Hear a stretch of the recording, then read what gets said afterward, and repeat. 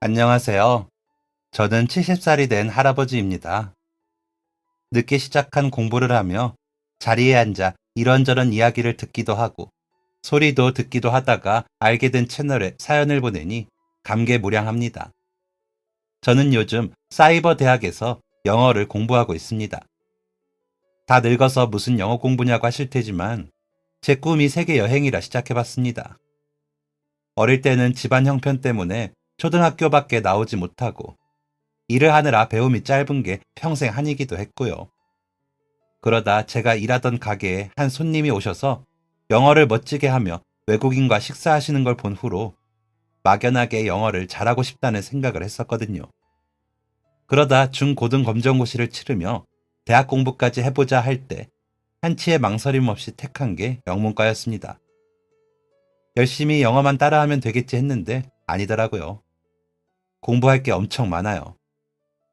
그래도 어떻게 한 학기를 마치고 방학이 지나 요즘 다시 학기가 시작되어 정신없이 바쁘거든요. 강의 날짜 맞춰 듣는 것도 일이더라고요. 과제도 해야 하고요. 그러고 있는데 저희 첫째가 그러더라고요.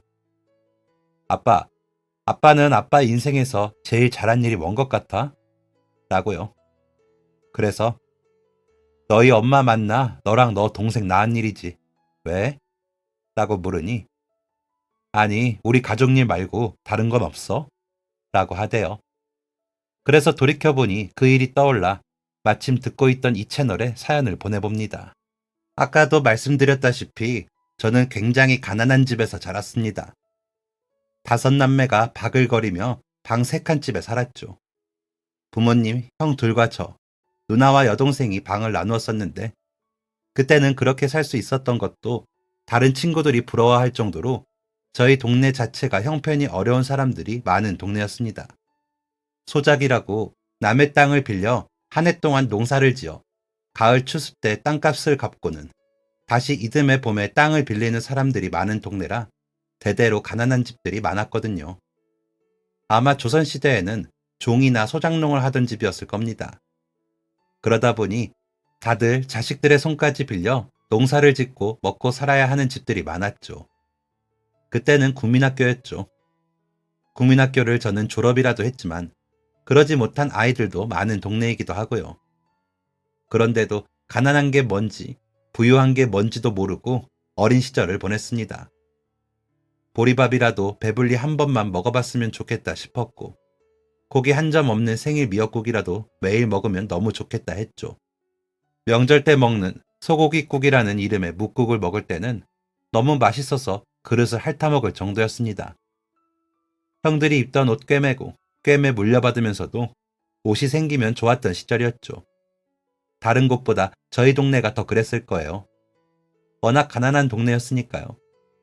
그런 곳에서 저는 나고 자랐습니다. 그런 저에게 충격적인 음식이 나타나기 전까지 저는 그 동네에서 그렇게 사는 것이 나쁘지 않았습니다. 한 번은 아버지께서 장에 가시는데 손이 더 필요해 저를 데리고 가셨습니다. 형들은 다들 일들을 했어야 했던 것 같습니다. 그러다 누군가를 만나셨는데 그쪽에서 밥을 사주신다며 저와 아버지를 중국집에 데리고 가셨습니다. 식당이라는 곳에 처음 가봐서 이렇게 파는 음식점에 제가 있다는 사실에 놀랐죠. 저희 아버지는 그런데 안 데려가셨거든요. 아니, 못 데려가셨겠죠. 그래서 두리번거리며 구경하고 있는데 까맣고 기름진 국수가 나오더군요. 처음엔 이게 뭔가 싶어 가만히 보는데 그쪽 아저씨가 자, 이걸로 먹어봐라. 엄청 맛있다. 라며 비벼서 주시더라고요. 그때 제 나이가 11살일 때라 눈치가 있어 주변을 보다가 한 젓가락 떠서 먹어봤는데 세상에 그렇게 맛있는 음식은 먹어본 적이 없었습니다. 게다가 까만 양념 안에 고기도 들고 양파도 들고 감자도 들어 그렇게 든든하더라고요. 고소한 기름 냄새에 저는 넋이 나가 바닥을 벅벅 긁어가며 코를 박고 먹었습니다. 형제들 사이에서도 제일 먹성이 좋아 먹개비라고 불리던 제가 그렇게 맛있는 음식을 먹었으니 정신을 못 차렸죠. 입에 잔뜩 묻힌 줄도 모르고 정신없이 먹는 저를 보고 그렇게 맛있어? 입 좀 닦아라 라며 휴지를 주신 아저씨의 손에서 받은 휴지로 입을 닦기 전에 혀로 입 주위를 얼마나 닦아 먹었는지 모릅니다. 지금 생각하면 추접스러운데 그때는 그랬죠. 아버지와 그 아저씨가 무슨 이야기를 하셨는지는 잘 기억이 나지 않습니다. 먹느라 정신이 팔려 무슨 이야기든 상관이 없기도 했죠. 그저 아버지가 들라는 것 들고 따라 걷기만 하면 되는 일이라 아무 생각 없이 따라 나섰는데 그런 행운이 제게 온 것이었죠. 다 먹고 나니 엄마와 형제들이 생각나더군요. 한 그릇씩 사가면 좋지만 한 그릇에 거의 50원 가까웠던 그 비싼 음식을 아버지께 식구 수대로 사가자고 했다간 혼이 날 것 같아 입도 뻥끗하지 못했습니다. 한 그릇이라도 사서 맛이라도 보여주고 싶었지만 제게는 돈이 없었죠. 그때 처음으로 제가 돈이 있으면 좋겠다는 생각을 했던 것 같습니다. 어쨌든 배불리 맛있게 먹고 집으로 오는데 자꾸 뒤돌아보게 되더군요. 누가 보면 장에 누군가를 두고 온 것처럼 뒤돌아봤습니다. 그 고소한 까만 국수가 또 먹고 싶어서 침을 삼키며 자꾸만 뒤돌아봤습니다. 그 후로 한동안은 집에서 먹는 그 어떤 음식도 맛있지가 않았습니다. 나물만 몇 가지 있으면 밥에 올려 고추장에 쓱쓱 비벼 먹던 제가 깨작거리자 엄마는 아이고 우리 먹개비가 왜 저런데? 라며 걱정을 하셨습니다. 그날 제가 자꾸 뒤돌아보자 아버지께서 집에 가서는 식구들한테 별말 마라. 서운하다. 라고 하셔서 그 맛있는 걸 먹어봤다고 말은 못했거든요. 그러고는 혼자 상사병에 걸린 것처럼 밥 먹을 때마다 밥알을 새듯 깨작거리며 국수만 생각했죠. 그 맛있는 국수 이름도 제대로 알아오지도 않은 채 오매불망 그리워만 했습니다. 아버지는 그 까닭을 아시면서도 입 꾹 닫고 아무 말도 안 하시더라고요. 그렇게 한 2주 정도 시간이 지나서야 저는 다시 전처럼 돌아간 것 같습니다. 아버지는 그 후로 저를 장에 데려가지 않으셨고요. 아마 제가 졸을까봐 걱정이 되어 일부러 안 데려가신 거겠죠. 진짜 그때는 그렇게 가난했습니다. 자식 입에 들어가는 것도 조심스러울 정도로 말이죠. 그런데 시간이 흐르고 큰 형이 장가를 가고 나서 형수가 집으로 들어오는 바람에 누나와 여동생이 쓰던 방을 내주게 되었습니다. 그때 제 나이가 16살이었는데 18살 누나와 14살 여동생과 한 방을 쓰는 게 여간 불편한 게 아니더라고요. 둘째 형도 같은 생각이었는지 하루는 제게 진규야, 우리 시내에 일하러 갈래? 우리까지 여기서 남의 땅에 농사만 질 게 아니라 나가서 돈 벌어서 집에 보내면 되잖아. 입도 덜고 방도 그렇고 라고 하더라고요. 당장에 저와 형이 없으면 아버지와 형이 좀 더 힘들긴 하겠지만 할 수 있기는 했거든요. 그래서 그러자고 했습니다. 형 친구 중에 일하는 곳에서 먹고 자는 것까지 다 하는 사람이 있다고 형이 그랬거든요. 그렇다고 고향을 떠나는 일도 아니고 그 정도는 갈 수 있겠다 싶었습니다. 저와 형은 부모님께 저희의 생각을 말씀드렸습니다. 큰형은 고개를 끄덕이며 듣더니 가서 너무 고생스러우면 그냥 와 라며 어른스럽게 말하더라고요. 누나는 울고요. 아버지는 일단 알아봐라 라고 하시고는 일어서셨고 엄마는 집 떠나서 어떻게 살래 라며 한숨만 쉬셨죠. 마음만 먹으면 아침에 갔다가 저녁에 들어올 수 있는 거리로 가는 건데도 그때는 왜 그렇게 바글바글 모여 사는 게 당연했던지 모르겠습니다. 형이 먼저 시내에 며칠 오고 갔습니다. 친구에게 물어보고 온다고 하더라고요. 그러더니 며칠 뒤 저와 함께 가서는 어디서 지내게 될 건지 보여주더라고요. 형과 저는 같은 가게에서 일을 하지는 못했습니다. 저는 형 친구가 일하는 가게에서 일을 하게 되었고 형은 제법 떨어진 다른 가게에서 일을 할 거라고 하더군요. 당연히 형과 같이 일하는 줄 알았는데 아니라고 하니 좀 당황스럽더라고요. 안 그래도 가족들하고도 멀어졌는데 형과도 같이 못 지내니 겁이 났거든요. 그런 제 마음을 형도 느꼈는지 얼마 안 돼. 자전거로 10분이면 오더라. 형이 어딘지 아니까 자주 보러 올게. 매일 올 수도 있어. 그러니까 형 친구가 말해주는 대로 열심히 해. 그 집 주인 아저씨가 인심이 좋대. 형 일자리도 그 사장님이 알아봐 준 거라니까. 열심히 해서 돈 벌어서 가족들 덜 힘들게 하자. 형수도 곧 조카 나을 거 아니야. 라며 달래더라고요.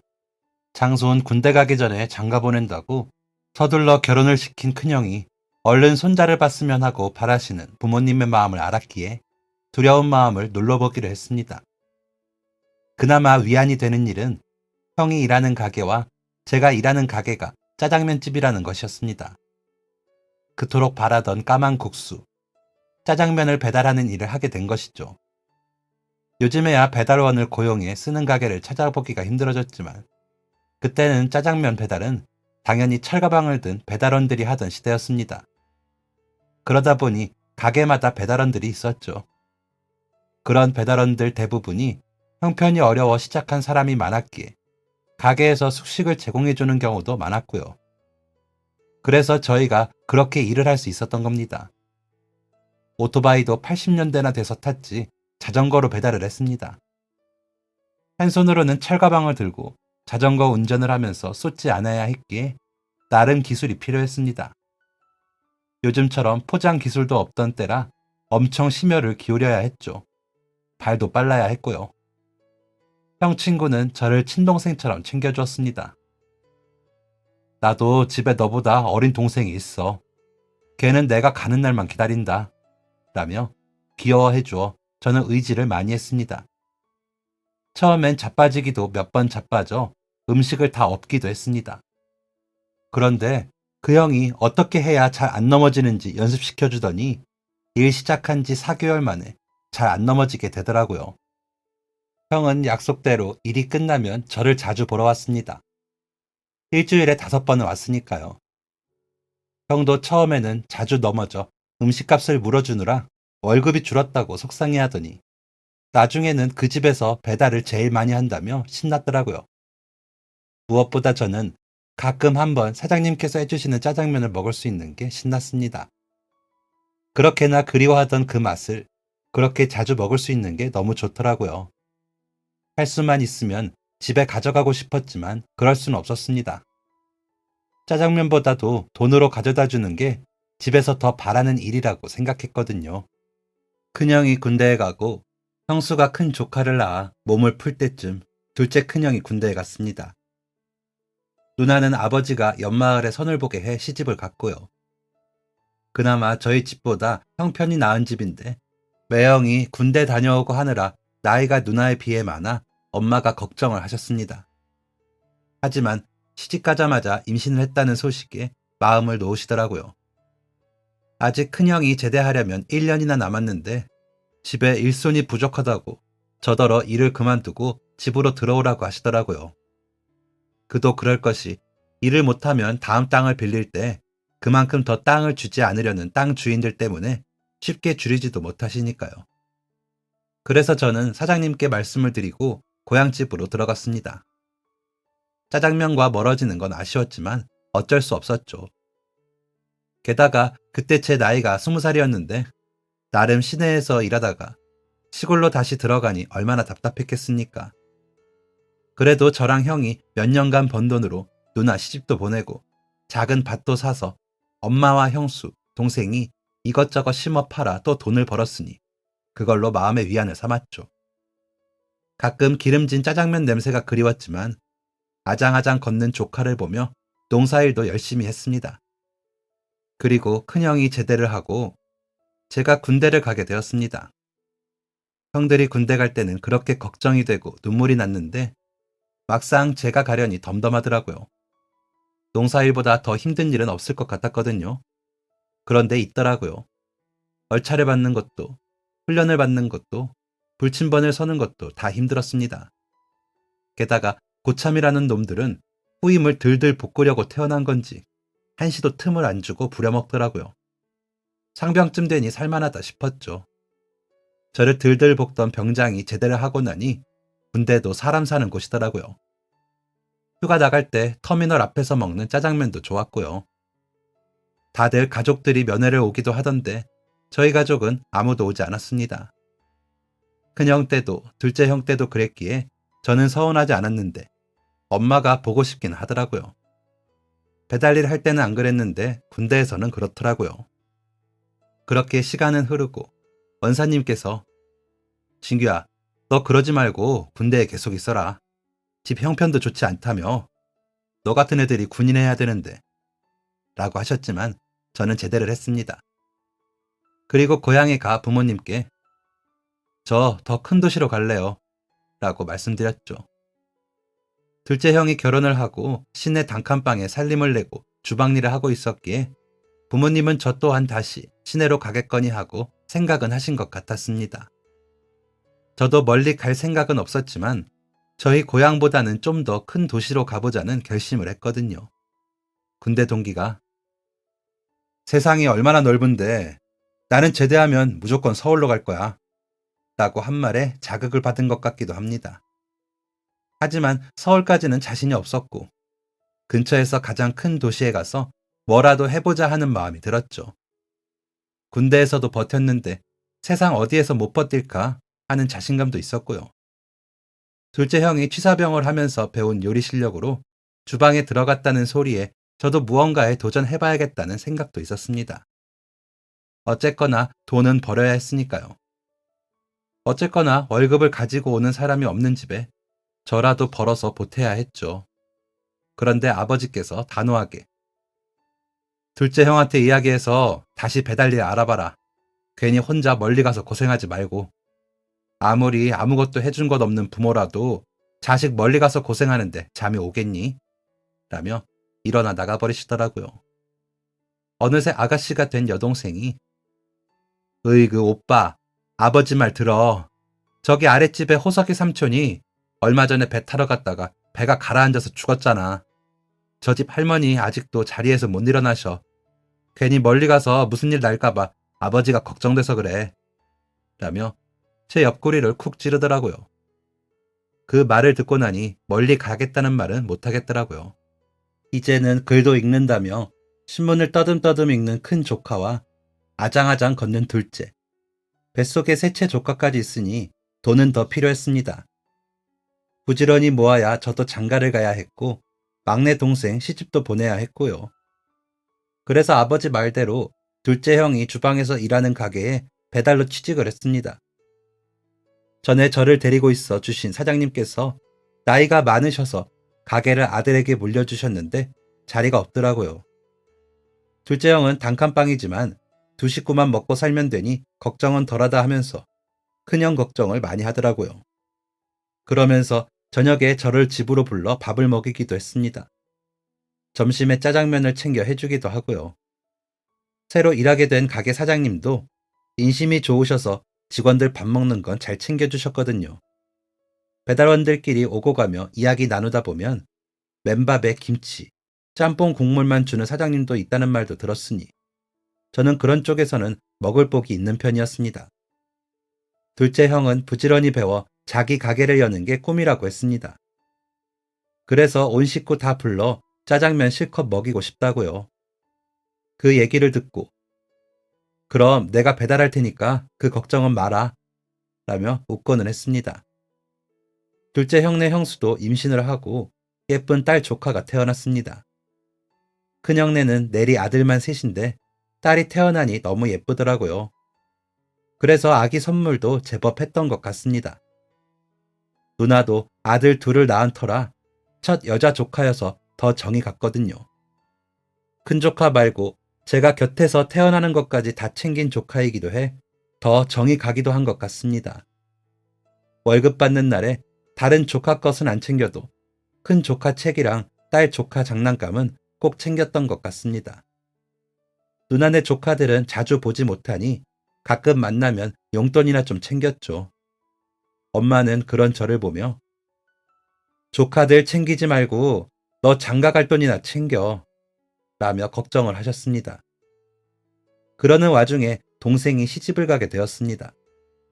다행인 건지 누나와 한 동네의 집이었는데 과수원을 해 제법 돈이 있다고 하더라고요.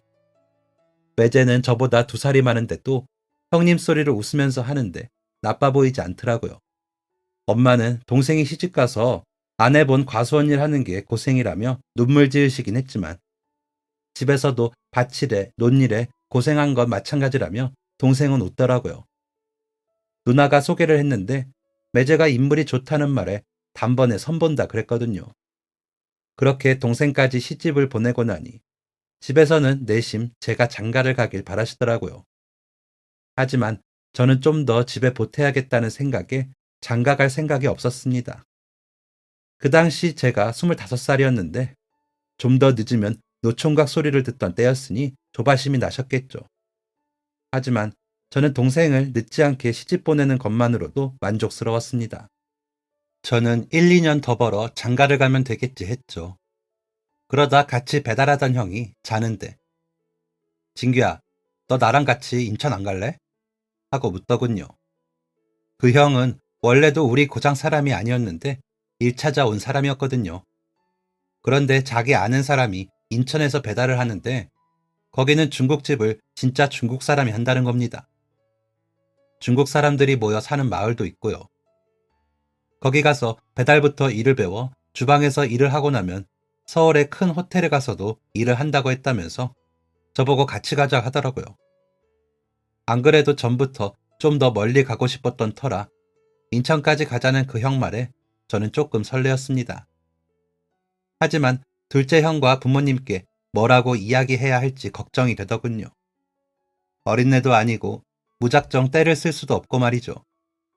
그러다 예상치 못하게 매형이 지원군이 되어 저는 그 형을 따라 인천으로 갈 수 있었습니다. 부모님께 먼저 말씀을 드려볼 요량으로 시골집에 갔는데 매형이 마침 뭘 가지고 집에 와 있으시더라고요. 그래서 같이 이야기를 들으시더니 아버님 보내주시죠. 그래도 남자가 넓은 세상 보는 것도 좋지요. 형님이나 아버님이나 작은 시골에서만 사는데 막내 처남이라도 좀 나가보는 것도 나쁜 것 같지 않습니다. 하시며 제 편을 들어주셨거든요. 아버지는 한참을 인상을 쓰신 채로 말씀이 없으시더니 그래 가봐. 가서 힘들면 다시 와. 하시더라고요. 엄마는 우셨지만 형수가 곁에서 도련님은 잘하실 거예요. 워낙 야무지시잖아요. 라며 위로해 주시더라고요. 저는 둘째 형에게도 말을 하면서 형, 내가 가서 잘 배워와서 뭐가 됐든 형한테 도움이 되게 할게. 라며 웃었더니 형은 고개를 저으며 한숨을 쉬더라고요. 그러더니 우리 미나가 삼촌 보고 싶어서 어쩌냐 하는데 약간 마음이 울컥하더라고요. 같이 가기로 한 형의 말에 의하면 월급도 더 많다고 하니 더 좋은 선물 사서 오겠다고 약속을 하고는 저는 그 형을 따라 고향을 떠났습니다. 기차를 타고 버스를 타고 가면서 군대 말고 제일 먼 길을 나선 것이었죠. 그렇게 도착한 인천은 정말 크고 복잡했습니다. 저희 고향에 비해 사람들도 어찌나 많은지 복잡하더라고요. 그런데 중국인들이 모여 산다는 그곳에 가서 일을 하는 줄 알았는데 아니더라고요. 그쪽으로 가려면 근처에서 일을 배우고 가야 한다면서 일단 일을 시키더라고요.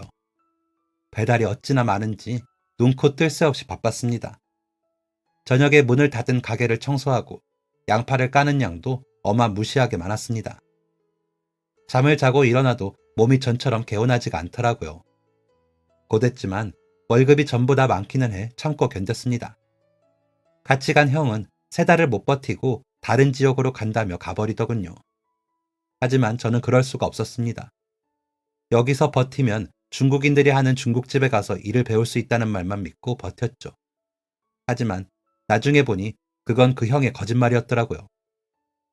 하지만 인천에서 제일 크다는 항구교치라 손님은 항상 많았습니다. 저의 오토바이는 매일 바쁘게 달렸습니다. 6개월 정도 되니 적응이 됐는지 제법 그 지역에 익숙해졌습니다. 단골 손님과는 농담도 주고받을 정도로 얼굴도 익혔죠. 그런 저를 잘 보셨는지 시장의 떡집 사장님께서 선 안 볼래? 안 군 나이가 몇이다 그랬지? 라고 하시는 겁니다. 그래서 아직 좀 더 돈 모아야 돼요. 그랬더니 우리 조카가 나이가 24인데 얼마나 참한지 몰라. 지금은 저기 섬에서 농사 짓는데 너무 착해. 안군이 너무 성실하니까 내가 선보여주고 싶어서 그래. 라며 이야기를 하시더니 며칠 뒤 저희 가게로 조카분을 데리고 오셨더라고요. 얼결에 일하다 말고 땀이 범벅이 되어 그렇게 선을 보고는 저는 그 아가씨와 결혼을 하게 되었습니다. 첫눈에 그냥 결혼하겠다 싶더라고요. 저희 누나랑 닮은 것 같기도 하고 엄마와 닮은 것 같은 얼굴이 예쁘진 않아도 정이 가고 좋기도 했고요. 게다가 수더분한 말투와 수줍어하는 모습이 귀여워 보였습니다. 고향에 가서 결혼할 여자라며 소개하러 가서도 어찌나 덜덜 떨며 말을 하는지 예뻐 보였습니다. 배달을 하다 보면 성품이 엉망인 사람을 많이 보게 되다 보니 착한 것 하나만 해도 저는 좋더라고요. 다행히도 저를 좋다 해주니 얼른 결혼하지 했죠. 부모님께서는 제가 결혼한다 하니 무조건 찬성하셨습니다. 내심 결혼하면 고향으로 다시 내려오길 바라셨지만 저는 좀 더 인천에서 지내고 싶어 더 있어본다 했고요. 엄마는 그동안 제가 보낸 돈을 모으셨다며 방 구하는 데 쓰라고 주셨습니다. 처갓집에서도 조금 보태주셔서 저희는 방 2칸짜리에 마당도 나름 있는 집을 구했습니다. 그 동네에서 제일 꼭대기인 집인데다 마당이라고 해도 평상도 못 놓을 만큼 좁았지만 그래도 동네가 다 내려다 보여 좋았습니다. 공원이 가까이 있는 것도 좋았고요. 처갓집은 장인 장모가 다 돌아가시고 손 위 처남이 아내를 시집 보내주었는데 일만 하느라 고생 많이 한 동생을 잘 부탁한다는 말에 눈물이 나더라고요. 누나와 여동생 생각이 나서 그랬는지 눈물이 난 만큼 잘해줘야겠다고 생각을 했습니다. 열심히 돈 벌어 호강까지는 아니어도 고생은 안 시키겠다고 말이죠. 아내는 결혼을 하고 4개월 정도 되었을 때 임신을 했다고 하더니 예쁜 큰딸을 낳아주었습니다. 조카가 태어났을 때보다 100배 더 예쁘더라고요. 아무리 조카가 예뻐도 내 자식만은 못하더라고요. 그러더니 3살 터울의 아들을 낳고는 진짜 제가 가장이 됐다는 생각에 어깨가 더 무거워졌습니다. 그때까지도 배달 일을 하다가 얼른 주방으로 가서 기술 배워 고양이가 형과 함께 가게를 열거나 형을 올라오라고 해 가게를 열 생각을 하며 열심히 했습니다. 그러다 보면 좋은 날 온다고 믿었죠. 하지만 인생은 생각한 대로만 되지 않더라고요. 몇 번 가게를 옮기며 배달 일이 제 일이려니 하며 지내게 되었습니다. 당장에 자식들 먹여 살릴 생각에 월급이 더 적은 주방보조로 갈 수가 없더라고요. 하지만 배달원으로서의 월급은 점점 올랐습니다. 제가 배달을 빨리 잘했거든요. 그렇게 시간은 흐르고 큰아이가 8살이 되어 학교에 들어가고 나니 다른 일을 시작하기는 시간이 너무 흘렀더라고요. 그래서 그냥 매일 주어진 제 일을 열심히 하며 살았습니다. 무사히 집으로 돌아가는 것에 감사하면서요. 집으로 돌아가면 저를 반기는 아내와 아이들이 있다는 것이 행복했습니다. 그날도 열심히 달리며 배달을 했습니다. 그날따라 바람이 어찌나 시원한지 기분도 좋았습니다. 그날따라 자주 배달을 가던 옷가게 사장님이 한 컵 따라주신 주스를 마시고 미용실 이모가 요구르트를 준 걸 연이어 다 받아 마셨습니다. 그 탓인지 화장실이 급해져 근처 건물에 들어가 볼일을 보고 나왔습니다. 그마저도 기분이 좋아 흥얼거리며 나왔는데 어떤 작은 아이가 제 오토바이에 있는 철가방을 열어 단무지를 뺏어 먹고 있는 겁니다. 너 뭐하니? 라며 그 아이 어깨를 잡았는데 깜짝 놀란 아이가 단무지를 입에 물고 저를 보더라고요. 한눈에도 그 아이는 굶주려 보였습니다. 야윈 얼굴에 단무지를 잡은 두 손이 벌벌 떨고 있는 모습을 보자니 너무 불쌍해 보이더라고요. 아이는 저를 올려다보며 기운이 하나도 없는 목소리로 너무 배가 고파서요. 죄송합니다. 새 거는 안 먹었어요. 여기 먹다 남은 거 먹었어요. 라고 하기에 며칠 굶었니? 하고 물어보니 3일이요. 라며 기어들어가는 목소리로 말을 하더라고요. 집에 아이들이 생각나며 마음이 찡하더라고요. 어릴 적 뭐든 배불리만 먹어봤으면 하고 간절히 바라던 제 모습이 떠오르기도 했고요. 때마침 점심 배달이 마무리될 시간이기도 해서 일단 아이를 오토바이에 태웠습니다. 꽉 잡아. 일단 아저씨랑 가서 뭐 좀 먹자. 라는 제 말에 아이의 눈이 빛났습니다. 그때 그 눈빛은 제가 처음으로 짜장면을 먹었을 때 그때 같은 느낌이 들더군요. 눈물이 나려는 걸 얼른 오토바이에 올라타 가게로 향했습니다. 가면서 생각을 많이 하게 되더군요. 가게에 있는 메뉴를 먹일까 하다가 아무래도 기름진 음식부터 들어가면 탈이 날까 싶더군요. 그러다 문득 근처에 있는 설렁탕집이 생각났습니다. 고기도 파는 집이긴 했는데 일단은 국물에 밥을 먹이는 게 아이에게 좋을 것 같더라고요. 사장님께 말씀을 드리고 아이 밥 먹일 시간만 잠시 자리를 비우기로 했습니다. 아이는 처음엔 어리둥절하여 이리저리 살피더니 음식이 나오자 허겁지겁 먹기 시작했습니다. 작은 녀석이 어찌나 금방 먹어치우는지 밥도 2그릇이나 먹더라고요. 국물 한 방울 안 남기고 앉은 자리에서 뚝딱 해치웠습니다. 다 먹고서야 체면이 차려졌는지 감사합니다 하면서 고개를 숙인 아이에게 저는 이것저것 물었습니다. 돕고 싶었거든요. 배가 고파 부들부들 떨 정도면 아이 사정이 좋지 않은 것은 뻔한 것이고 도움을 줄 수 있으면 도와야 한다고 생각했습니다. 아이는 제가 이것저것 묻는 것에 천천히 대답을 하면서 훌쩍훌쩍 울기도 했습니다. 아이가 어릴 때 엄마는 집을 나갔고 아빠랑 둘이 살다가 새엄마가 생겨 같이 살았는데 아빠가 병으로 돌아가시다 새엄마가 짐을 다 챙겨 사라졌다는 겁니다. 아무리 기다려도 새엄마가 나타나지 않아 집에 있는 음식 되는 대로 꺼내 먹다가 더 이상 집에 음식이 없더랍니다. 돈도 없고 배가 너무 고파 무작정 나왔는데 가게 밖에 내놓은 배달 그릇들이 있기에 뒤져가며 남은 찌꺼기들을 먹었답니다. 그랬는데 오늘은 길에도 음식이 없어서 아저씨 배달통을 뒤지게 됐어요. 죄송합니다. 라며 오는데 마음이 아프더라고요. 그래서 이렇게 지낸 건 며칠이나 됐니? 라고 물으니 한 달 정도 된 것 같아요. 새엄마가 돈을 3,000원인가 놓고 가긴 했는데 금방 없어지더라고요. 라며 우는 아이를 보니 한숨이 먼저 나더라고요. 그러다 문득 동사무소에 배달 갔을 때 직원들이 보육원 어쩌고 했던 이야기가 기억이 났습니다. 거기에 물어보면 도움을 줄 수도 있겠다 싶어 아이를 데리고 동사무소로 향했습니다. 동사무소 직원들은 아이를 보고 이것저것 묻더니 저에게 확인을 더 해봐야겠지만 아이 말대로라면 보육원에 갈 수 있을 것 같아요. 아이가 9살이라는데 학교도 못 다녔고 하니 그동안에도 보호자가 없던 거네요. 아빠가 아프신 지 오래됐나 봐요. 일단 저희가 보호소에 연락해 데려가시도록 할게요. 하마터면 길거리에서 굶어 잘못될 뻔했는데 덕분에 아이가 구해졌어요. 라고 하시더라고요. 아이에게도 아저씨 덕분이야. 얼른 감사 인사드려. 라고 하시고요. 저는 그런 아이의 손을 잡으며 아저씨 이름은 안진규야.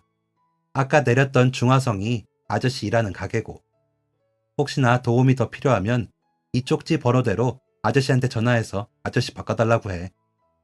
그럼 아저씨가 너가 어디 있던지 갈게. 알았지? 고생 안 하고 잘 지내면 너무 좋겠다. 하고는 꼭 안아주었습니다. 그러자 그 아이는 저를 같이 꼭 안고 있더니 절대 아저씨 안 잊을게요. 감사합니다. 하며 인사를 하더라고요. 그러더니 제 목에 있는 점을 가리키며 이 점 보고 찾을게요. 라고 하기에 저는 그만 웃어버렸습니다. 제 목에 엄지손가락만한 점이 있는데 어린아이가 그걸 보고 그렇게 이야기하니 웃음이 나더라고요. 그렇게 그 아이와는 헤어졌습니다. 간간히 동사무소에 배달을 가거나 직원들이 가게에 오면 아이가 어떻게 됐는지 물어보곤 했죠. 일단 보호소에 가서 보호자를 기다리거나 찾는데 거의 찾을 수 있는 경우는 없고 보육원으로 가게 될 거라고 하더라고요.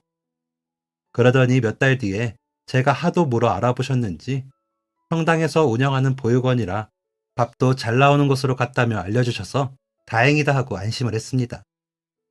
혹시나 저를 찾는 전화가 없었는지 가게에 확인하곤 했지만 그렇게 그 아이는 잊혀져 갔습니다. 잊혀졌다기보다 멀어졌다는 표현이 맞겠네요. 저는 또 저대로 생활을 해야 했으니까요.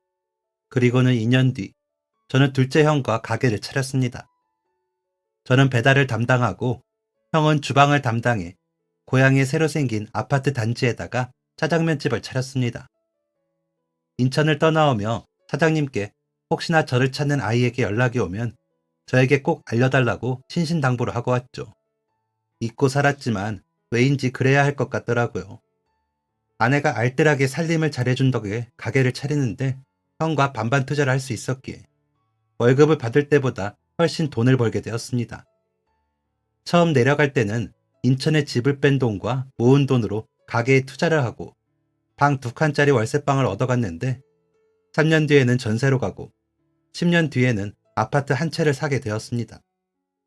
그랬더니 아이들이 자라 대학을 간다며 서울로 가더군요. 그제야 부모님 마음이 헤아려졌습니다. 걱정에 잠도 잘 오지 않더라고요. 어릴 적부터 똘똘했던 아이들인데도 밥은 혼자 어떻게 챙겨 먹을지, 차 사고라도 나면 어쩌나, 혹시나 나쁜 놈들이 사기를 치면 어쩌나, 사이비 종교 같은 것에 빠지면 어쩌나, 강도나 도둑이 들면 어쩌나, 외로워서 울고 있지는 않은지 온갖 걱정이 들어 마음이 불안하더라고요. 서울과 거리가 가깝지 않다 보니 자주 오고 가기도 쉽지 않은데 혹시나 용돈이 모자라면 어쩌나 하는 것까지 걱정이 됐으니까요. 그런데 아이들은 힘들다 소리 한 번 없이 학교를 마치고 군대도 다녀오고 취직을 하더라고요. 큰 아이는 학교 영양사 선생님이 되었고 작은 아이는 큰 회사에 취직을 해 제 어깨를 으쓱하게 만들어 주었습니다. 얼마나 고맙고 대견한지 아버지 엄마께도 자랑을 한참을 하는데 엄마가 그래, 우리 손주들도 대견한데 나는 내 새끼들이 더 대단하다. 아무것도 해준 것 없는 부모 밑에서 그렇게 열심히 살아 자식들 그렇게 잘 키웠으니 더 대단하지. 라고 하시더라고요. 조카들도 다 잘 돼서 사업도 하고 회사도 다니고 그랬거든요. 엄마의 그 이야기를 듣고 보니 없는 살림에 저희를 잘 길러주신 부모님 덕분이라고 생각이 들어 더 잘해야겠더라고요. 하지만 철들자 이별이라고 했나요? 아버지가 갑자기 쓰러지시더니 돌아가시더라고요. 유행성 출혈열이라고 쥐의 분비물에서 옵는 병이었는데 완쾌를 못하시고 돌아가셨습니다. 큰형이 충격이 컸죠. 평생을 아버지와 함께 시골에서 농사지은 형이었기에 저희보다도 더 괴로워했습니다. 누나와 여동생도 충격이 컸는지 한동안 집으로 와 엄마와 지내다 가더라고요. 정말 온 가족이 슬펐습니다. 그런 경험은 하고 싶지 않지만 또 안 할 수는 없기에 이겨내려 노력을 많이 했습니다. 아이들도 알았는지 자주 내려와 저희를 보고 올라가더라고요. 그렇게 조금씩 슬픔을 이겨내면 다른 가족들의 기쁜 일들에서 기쁨을 얻었습니다. 아버지가 돌아가시고 첫 기일이 지나고 얼마 뒤에 큰아이가 결혼을 하고 싶다며 남자를 데리고 왔습니다. 같은 학교 선생님이고 서울 사람이라 부모님이 다 서울에 계신다고 하더라고요. 키도 크고 듬직하게 덩치도 좋은데 인상이 서글서글해 처음부터 마음에 들었습니다. 아이보다 2살이 많은데 부모님께서 사회 경험이 많아야 나중에 좋은 사람이 되는 거라면서 대학에 가자마자 아르바이트를 많이 시키셨다고 하더라고요. 그래서 용돈 안 받고 벌어서 썼다며 씩씩하게 말하더라고요. 그러더니 배달 아르바이트도 군대 가기 전에 3달 정도 해봤다고 하면서 아버님 고생 많으셨겠어요. 그런데도 연이 너무 곱게 잘 키워주셔서 감사합니다. 라며 웃는데 마음에 들었습니다. 딸의 남자는 다 적이라던데 이상하게 사윗감이라 생각해서인지 좋더라고요. 그래서 허락을 하고는 상견례를 잡았습니다. 서울에서 만나기로 했기에 일찍부터 서둘렀습니다. 서울 지리가 익숙하지 않은 데다가 길이 복잡한 곳에 상견례 장소가 잡혀 있어 혹시나 늦을까 걱정이 되더라고요. 아내와 전날 저녁부터 가려놓은 옷을 입고 새벽부터 출발을 해 약속 장소에 도착을 했습니다. 주차장에 차를 대는데 제법 큰 한정식 집이더라고요. 그때만 해도 그런 식당들이 제법 고급집이라 고급 식당이 신기했습니다. 그래서 두리번거리며 보고 있는데 주차장으로 나온 사윗감이 저희를 보고 달려와 오셨어요? 오시는데 안 복잡하셨어요? 여기가 제 친구가 하는 집이라 복잡한데도 이쪽으로 오시라고 했어요. 제가 다른 곳에 좋은 식당을 몰라서 친구에게 특별히 부탁해 제일 좋은 방에 예약했는데 마음에 드실지 모르겠네요. 라며 저희를 안내하더군요. 계단을 따라 올라가는데 정원처럼 꾸며놓은 안쪽 마당이 보이는 게 잘 해놓았더라고요. 저희 가게도 이런 식으로 지으면 좋을 것 같아 잘 살피며 들어갔습니다. 입구에 들어서는데 카운터에서 인사를 하던 사장으로 보이는 남자가 사윗감을 보더니 달려와 어서 오십시오. 모시게 되어 영광입니다. 라며 인사를 하더군요. 그러자 사윗감이 이 친구가 제 친구예요. 이 가게 사장이고요. 젊은데 성공했죠. 음식도 마음에 드실 거예요. 오늘 잘 부탁해. 라며 인사를 시켜주는데 저를 보더니 흠칫 놀라더라고요. 그래서 왜 그러나 그러고는 대수롭지 않게 여기며 예약된 방으로 갔습니다. 들어서니 벌써 사돈될 분들이 와 계시더군요. 딸아이가 저희 부모님이세요. 라며 웃는데 언제 저렇게 컸나 싶어 마음이 뭉클해지더라고요. 그렇게 앉아 아이와 사윗감에 대해 이야기를 나누고 아이들 결혼 이야기를 대략적으로 나누고 나니 정말 아이가 시집을 간다는 생각에 마음이 좀 허전해지더라고요. 그저 아이를 잘 부탁한다는 말만 반복했는데 정말 저희 아이가 잘 커주어서 너무 고맙고요. 배달 일이 부끄러울 수도 있는데 한 번을 투정 부리지 않는 속 깊은 아이였으니까요. 그런 소중한 아이를 이제 누군가와 나눠야 한다고 생각하니 좀 서운하기도 하더라고요. 후식까지 다 먹고 이야기를 마무리하려는데 노크 소리가 들려 대답을 하니 사장이라는 청년이 들어오더군요. 사윗감 친구라서 인사를 하러 왔나 보다 하고 보고 있는데 저를 빤히 보더라고요. 그러더니 벌벌 떨리는 목소리로 죄송합니다만 제가 은인을 만난 것 같아서요. 그냥 이대로 보내드릴 수가 없어서 들어왔습니다. 라고 하더니 제 쪽으로 엎드려 절을 하더군요. 이게 무슨 일인가 싶어 서둘러 맞절을 했는데 저 모르시겠어요? 라고 묻는 겁니다. 그래서 살펴보는데 낯이 익는 것 같은데 기억이 나질 않더군요.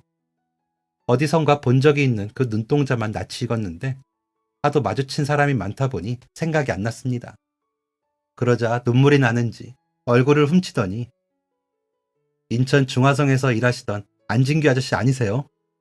저 그때 하는데 그 아이의 얼굴이 그 청년의 얼굴에서 보이더라고요. 그래서 너 그때 그러는데 네 저예요. 그때 밥 사주시고 보육원에 보내주셔서 저 이렇게 살았어요. 아저씨 감사합니다. 제가 그 목에 점 보고 찾을 거라고 했잖아요. 라고 하더니 엎드려 펑펑 우는 겁니다. 저는 그 청년의 등을 얼싸안고 아이고 이렇게 잘 자랐구나. 다행이다. 잘했다. 대단해. 라며 어루만져 주었습니다. 하던 댁과 아내, 아이와 사윗감은 무슨 일인가 싶어 눈이 동그래져서는 보고 있고요. 겨우 눈물을 그친 청년은 상황을 설명하며 제가 고아인 것 어머님 아버님도 아시죠? 새어머니가 저를 버리고 가시고 제가 혼자 지내며 배가 고파서 거지처럼 여기저기 음식을 주워 먹을 때가 있었거든요. 그때 다른 어른들은 저를 쫓아내거나 혼내시기 바빴는데 여기 이분께서만 저를 데리고 가 밥을 사주시더니 제 사정을 들어주셨어요. 그러더니 고아원에 갈 수 있게 해주셨죠. 그 덕분에 고아원 가서 잘 먹고 잘 컸어요. 이 친구랑은 아르바이트 하면서 만났는데 워낙 착하고 성실해서 의지를 많이 했거든요. 그래서 지금까지 연락하고 지내고요. 그런데 이 친구 덕에 제가 그토록 찾던 은인을 이렇게 만나네요. 라며 눈물을 훔쳐가며 말하더라고요. 그때 적어주신 쪽지가 얼마나 마음의 위안이 됐는지 몰라요. 그래서 지금도 부적처럼 갖고 있어요. 보세요. 라며 보여준 종이는 코팅이 되어 있더라고요. 제 글씨가 맞았습니다. 동사무소에 있던 종이에 적어준 걸 그때까지 가지고 있더라고요.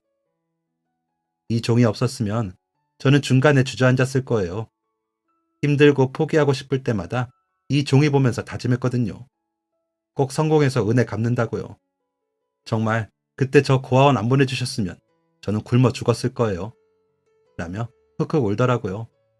그러더니 저는 지금도 제일 좋아하는 음식이 설렁탕이에요. 몸이 조금만 안 좋아도 설렁탕 먹으면 나아요. 진짜 좋은 분을 제 친구가 장인어른으로 모실 수 있게 돼서 다행이에요. 이 친구도 진짜 좋은 친구거든요. 이라며 겨우 웃더라고요. 저는 그저 잘 커져서 고맙다. 이렇게 좋은 식당 사장님 되기까지 얼마나 고생했겠니? 대단하다. 우리 사위가 진짜 좋은 사람인가 보다. 이런 대단한 사람이 좋은 사람이라고 하는 걸 보니 라며 손을 맞잡고 토닥여줬습니다. 일단 사돈들은 집으로 가시게 보내드리고 저는 가게 한켠의 방에서 아이와 대화를 더 했습니다. 고생도 많이 했고 역경도 잘 이겨냈더라고요. 그렇게 한참을 이야기를 하고 저녁 드시러 가요. 제가 설렁탕 살게요. 제가 이걸 꼭 하고 싶어서 라며 말하는 목소리가 또 떨리더라고요. 아내는 그런 청년을 보며 같이 눈물을 닦더라고요. 그렇게 설렁탕을 먹고 딸아이가 지내는 원룸에서 하룻밤 자고는 저희는 고향으로 내려왔습니다. 그리고 그 다음 주 휴일에는 그 청년이 저희 가게 와서 제가 음식을 대접했죠. 그렇게 지금까지 연락을 주고받고 있습니다. 명절에 딸아이가 사위와 올 때 같이 오기도 하고 종종 짜장면이 먹고 싶다며 오고요. 그럼 꼭 삼남매가 모인 기분입니다.